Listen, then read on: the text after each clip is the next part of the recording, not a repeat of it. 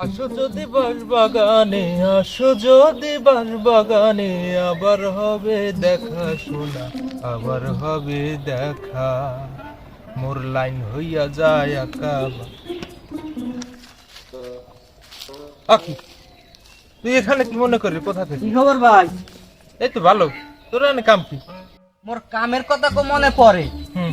আমি এই বাঁশ বাগানে বইয়া কি লাইন আঁকা বাঁকা কন, আর ওইয়া এত কিছু থাকতে কবি কেন এই বাঁশ বাগানে এই কথাটা মানে গানের রিলিক্সটা নিয়ে আনলে তো আমার ভালো ঠাইতেছে না। এই যে তুমি বেশি পাকনামি করতে আসো, জিনিসটা আগে কোনো সময় তুমি গভীরে যাই চিনতে করছো? কোন হ্যাঁ? বিষয়টা? এই যে বিষয়টা কিসের জন্য সে বাগানে আসতে বলছে? কেন আসতে বলছে?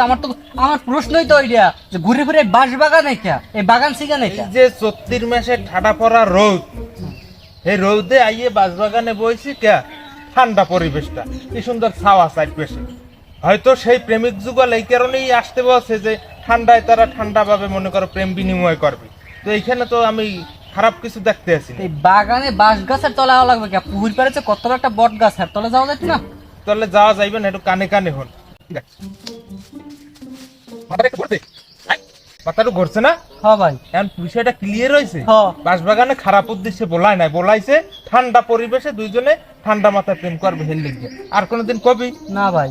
তো এখন যা দরদে প্রেম করতে ঠান্ডা মাথায় যা। ভাই প্রেম করেন? হয়, আচ্ছা। ঠিক আছে, যাও।